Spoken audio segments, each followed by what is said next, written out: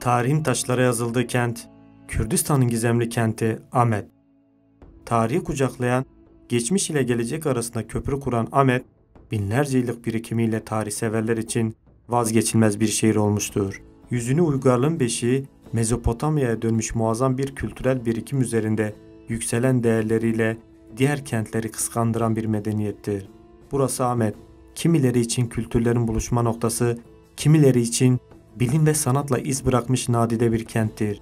Kürdistan ve Türkiye'de gezip görebileceğiniz çok önemli yerleşim yerleri vardır muhakkak. Amed'i bu kentlerden ayıran en önemli kısmı ise tarihi ve kültürel mekanlarının iç içe geçtiği bir yer olması.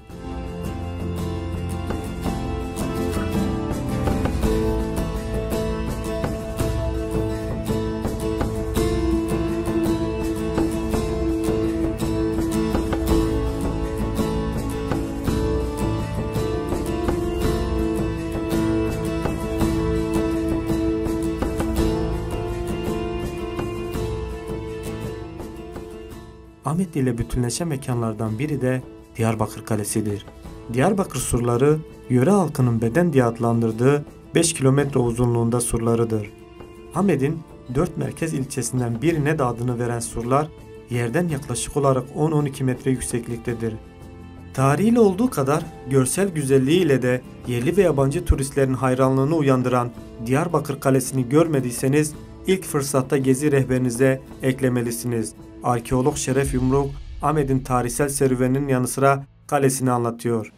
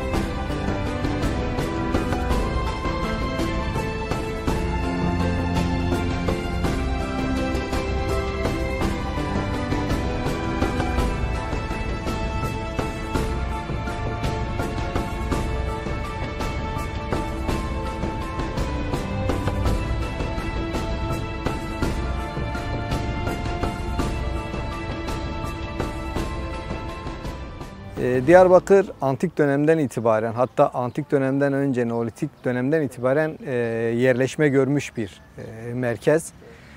Kuzeyden, doğudan, batıdan ve güneyden gelen yolların kesişim noktasında, Kuzey Mezopotamya'da özellikle çok önemli bir yere sahip. Bu stratejik konumundan, bu jeopolitik konumundan dolayı da sürekli el değiştirmiş, istilaya uğramış bir merkez burası. Şimdi böyle önemli bir merkezde tabii ki savunma çok ön plana çıkıyor. Savunma deyince de zaten aklımıza surlar geliyor, Diyarbakır surları.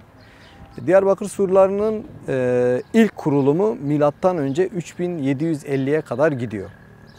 Sur olarak söylüyorum ama Diyarbakır'ın kent olarak kurulumu milattan önce 6000'e kadar iniyor. Yani Diyarbakır kent merkezi olarak İçkale'de ilk kurulum merkezini söylüyorum. Milattan önce 6000'e kadar gidiyor. Yani günümüzden 8000 yıl öncesinden yerleşme görmüş bir merkezden bahsediyoruz. Burada ilk surların ortaya çıkması milattan önce 3700'lerde Hurriler döneminde ortaya çıktığı düşünülüyor. Şimdi ciddi bir araştırma ve kazı yapılmadığı için sadece bunlar şu anda elimizdeki verilerden dolayı, yani elimizde direkt bilimsel bir veri yok, kazı yok. Kazı olmadığı için söylüyorum bunu ben.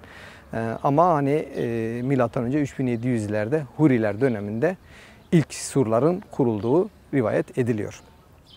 Surlar ilk kurulduktan sonra tabi Diyarbakır yerinde durmuyor. Sürekli gelişen, büyüyen bir kent. Özellikle şehir devletleri kurulduktan sonra Diyarbakır büyümeye başlıyor. Toplamda 32 medeniyetten bahsediliyor. Diyarbakır'da 32 medeniyetin egemenlik kurulduğu ve bunların tamamının da izleri var zaten, belgeleri de var. 32 medeniyet sürekli Sur'a eklenti yaparak bugünkü halini alıyor. Surlar 3700'de Hurilerle ilk başta normalde kent kurulduğunda bir tek şehir, ama sonra kent büyüdükçe bu Sur artık Romalılar döneminde bir iç kale durumuna geliyor. Yani Diyarbakır'daki surlar aslında şimdiki şeklini milattan sonra 349 yılında 2. Konstantin döneminde alıyor. Ve Diyarbakır surlarının kurulduğu iç kale ana merkezimiz ikinci bir surun içinde kaldığı için iç kale konumuna geliyor.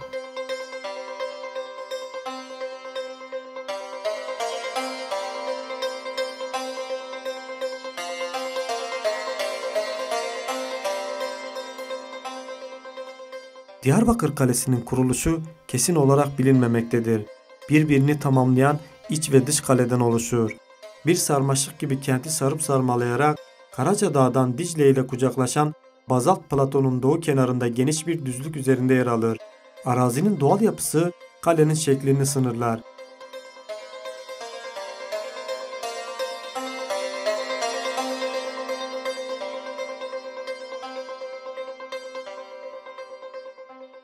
Kentin iç kale kesiminin ilk yerleşme yeri olarak kentin çekirdeğini oluşturduğu ve burada küçük çapta bir kalenin Huriler zamanında milattan önce 3700 ila 3500 yıllarında inşa edildiği düşünülmektedir.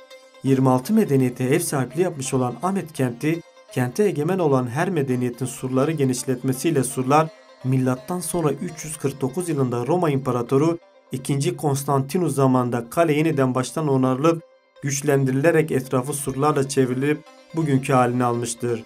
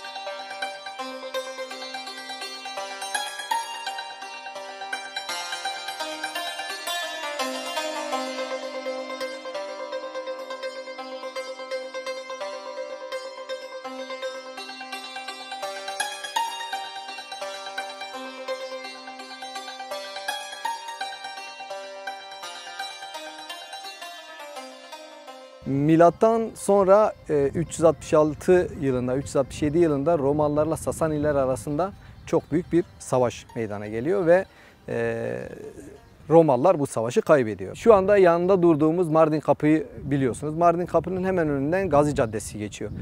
Batı surları dediğimiz surlar normalde orada bitiyordu. Milattan önce 349 yılından sonra, yani 366 yılında bizim Diyarbakır surlarının batı sınırı Gazi Caddesi'nin olduğu alandan gidiyor. Şeye kadar devam ediyor. Urfa Kapı'ya kadar devam ediyor. Yani bu taraftaki diğer burçlarımız ve surlarımız yok. Ama 366 yılında Sasanilerle yapılan savaştan sonra büyük bir yenilgi yaşıyor Romalılar ve Nusaybin'den çok büyük bir göç alıyor Diyarbakır. 20.000 kişilik bir insan seli buraya geliyor ve bunlar Batı surlarının hemen dışında kalıyorlar. Yani şu sağ tarafta gördüğünüz alanda bunlar konaklamaya başlıyor. O dönemde işte Roma İmparatoru yeni bir karar alıyor ve Batı surlarının genişletilmesine karar veriyorlar ve surlar bugünkü şeklini 366-367'den sonra alıyor. Tabi bundan sonra burçlara artık sürekli eklemeler oluyor. Her egemenlik kuran bir devlet kendi izlerini kazıyor. Yeni burçlar yapıyorlar. Surun ana gelişimine dokunmuyorlar ama yeni burçlar koyarak bunlara yani sura yeni eklentiler yapıyorlar ve kale bu şekilde günümüzdeki şeklini alıyor. Günümüzde üstten baktığınız zaman Diyarbakır surları, Diyarbakır Kalesi bir kalkan balığını andırıyor.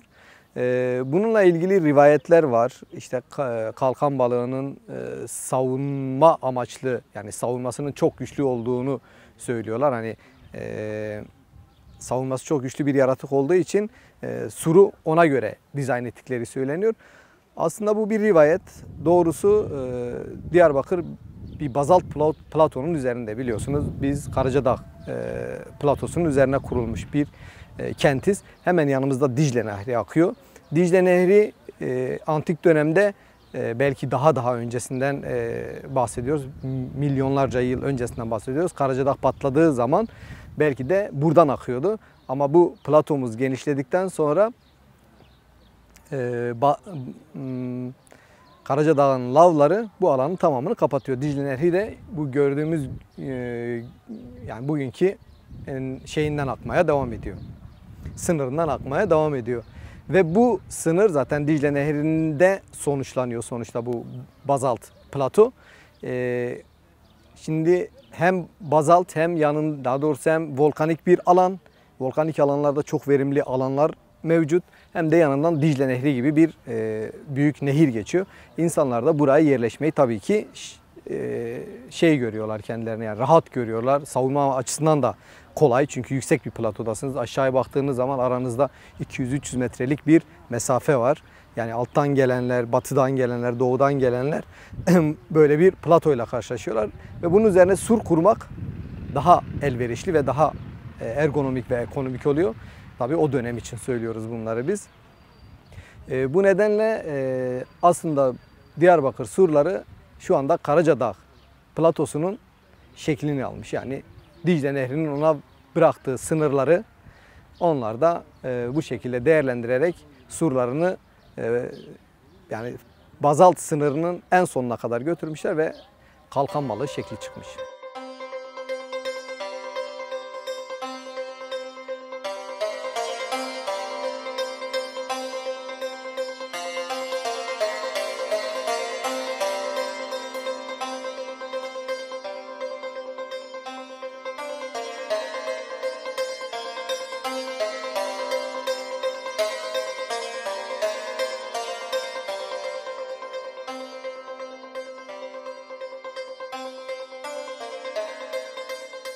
Amed Kalesi'nin kuş bakışı görüntüsü bir kalkan balığını andırır.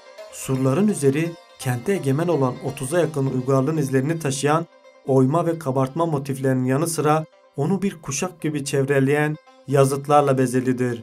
Diyarbakır Kalesi'nin uzunluğu yaklaşık 5700 metredir. Yüksekliği 10-12 metre, kalınlıkları 3-5 metre arasında değişmektedir.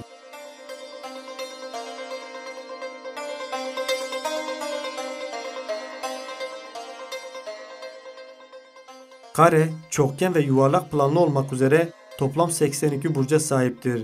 Bunlardan en önemlileri Keçi Burcu, Yedi Kardeş Burcu, Ben Hüsen ve Nur Burcu'dur. Dış kalenin dört yöne açılan, tarihi açısından birbirinden önemli 4 kapısı vardır. Arkeolog Yumruk, Amed Kalesi'nin mimari özelliklerinin yanı sıra kapılarını da anlatıyor.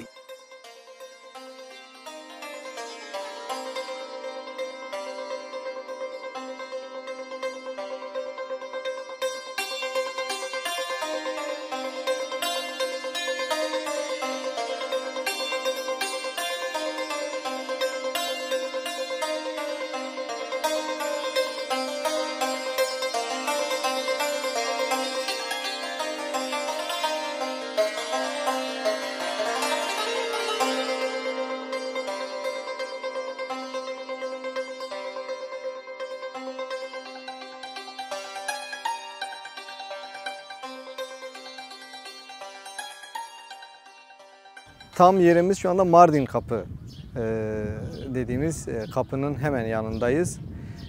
Burası güneye açılan kapımız.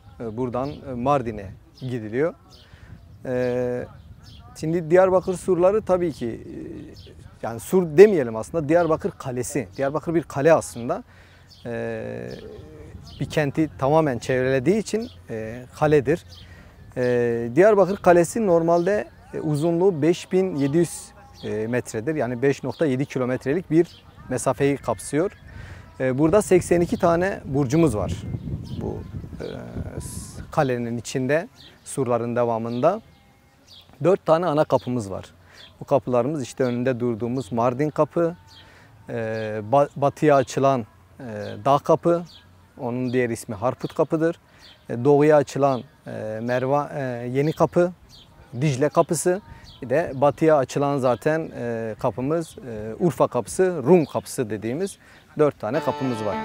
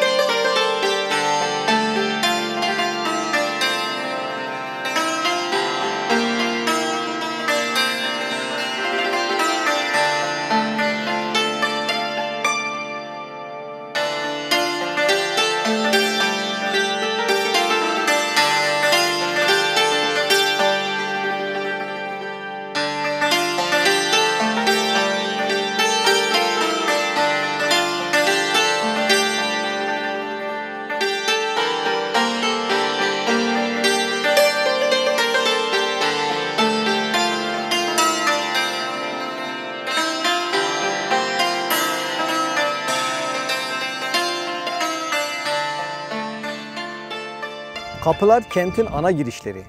Şimdi kente ana girişler buradan sağlanıyor. Yani otokontrolü sağlayabilmek için devasa büyük kapılarımız var. Mesela Diyarbakır'da sura girerken özellikle. Şimdi bu kapıların tamamı 4 tanesi de 4 yöne açılıyor. Dikkat ederseniz biri güneye, biri batıya, biri doğuya, biri de kuzeye açılıyor. Yani buradan gelen ticaret yolları ekstradan yol kat etmesin diye, yani burcun etrafından bir daha ya da surun etrafından bir daha 3 kilometre 4 kilometre yol yürümesin. Düşünsenize, Harput Kapı'dan, daha doğrusu Harput'tan gelen bir kervan düşünün. Harput Kapı'dan giriş yapması, Dağ Kapı'dan giriş yapması nasıl? Bir de kentin etrafından dönüp, ki dönmesi mümkün değil. Diyarbakır Platon'un üzerine kurulu. Etrafı bayağı bir sıkıntılı. O dönemde her yerde yol da yok. Düşünün, oradan alt taraftan kervanıyla adam Mardin Kapı'ya gelmek zorunda. Hem ulaşımı hem de savunma açısından da 4 tane ana kapımız var. Bu 4 kapıdan başka giriş yok kente. Gizli kapıları saymıyoruz tabii. Bu gizli kapılar, gizli geçitler mutlaka bütün kalelerde olduğu gibi Diyarbakır Kalesi'nde de vardır. Onları saymıyoruz. Onun dışında düşman güçleri ya suru delecek ya da kapıları. Dikkat ederseniz her kapının yanında da çok büyük devasa burçlar var. Bu burçların tamamı da savunmaya yönelik yapılmış burçlar. Yani düşman daha kapıdan çok Sur'a yönelecek. Yani çünkü kapının fethedilmesi ya da ele geçirilmesi daha zor. Daha fazla orada güç, asker biriktiriyorlar çünkü. Burçlarımız, Diyarbakır burçları 82 tane demiştik. Bu 82 burcun yükseklikleri, en yüksek yeri 12 metreye kadar çıkıyor. Yani 12 metrelik bir yüksekliğimiz oluyor. Bu burçların kalınlıkları 5 ile 3 metre arasında değişiyor. Yani surun kalınlığı bazı yerlerde 5 metre, bazı yerlerde 3 metreye kadar iniyor. Bunlar da tamamen savunmanın güçlü ve zayıflığına göre karar verilmiş yerlerdir. Mesela Mardin Kapı'dan Urfa Kapı'ya kadar olan yerlerde kalınlıklar daha azdır. Ama ondan sonraki yerler, savunması zor olan yerler, özellikle batı surlarımız, orada kalınlıklar 5-6 metreye kadar çıkmakta.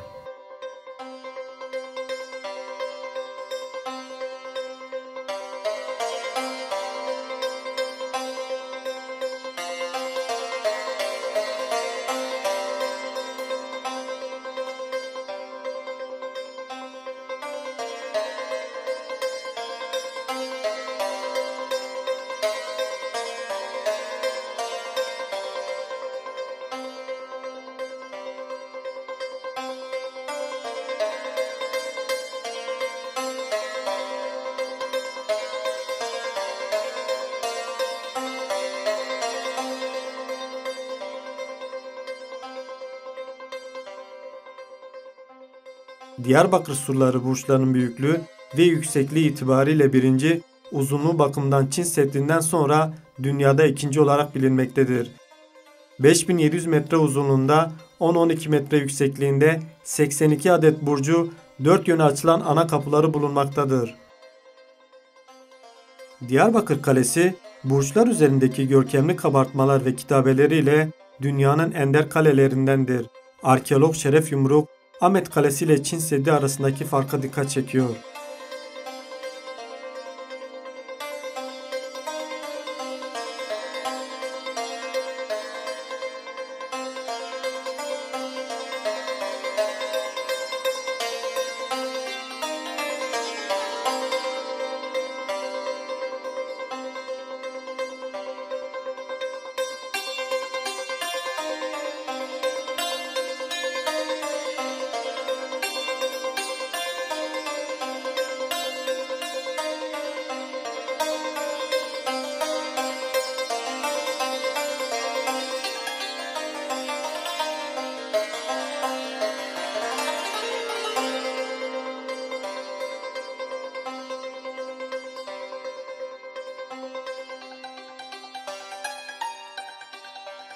Çin Seddi adı üzerinde bir set.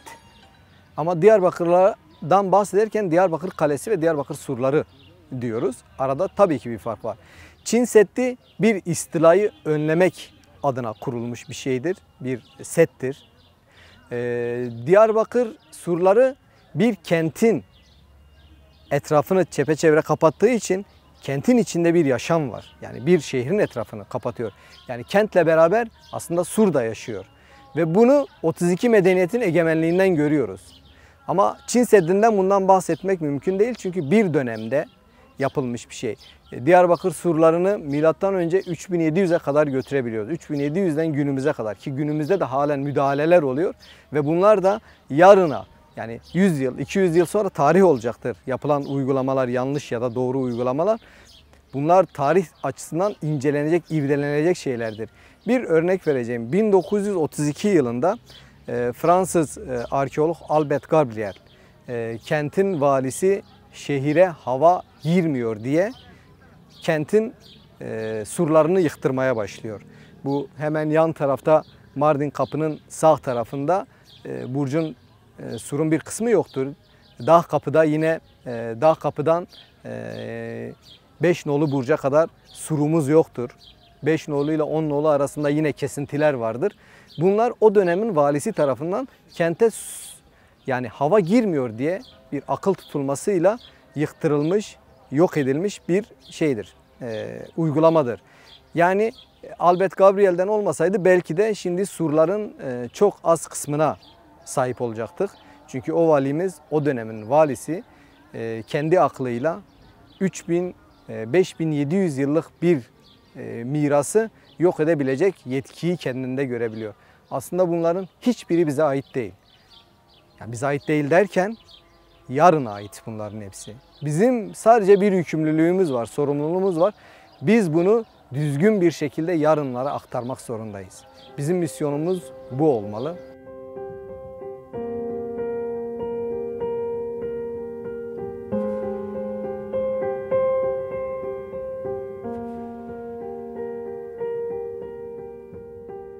...5700 metre uzunluğu, 82 burcu ve 4 kapısı ile Amed surları Hurilerle başladığı tarih yolculuğuna Romalılarla devam edip birçok medeniyete ev sahipliği yapmış ve bu medeniyetlerin izlerini bir kitap gibi surlarına işlemiştir. Kale, tarihin her döneminde saldırılara maruz kalmıştır. Yapılan tüm müdahalelere rağmen ayakta kalmayı başaran bu nadide kent, tarihiyle, kültürüyle ziyaretçilerini ağırlamaktan çok memnun. Sırrını surlarına fısıldayan şehir Amed.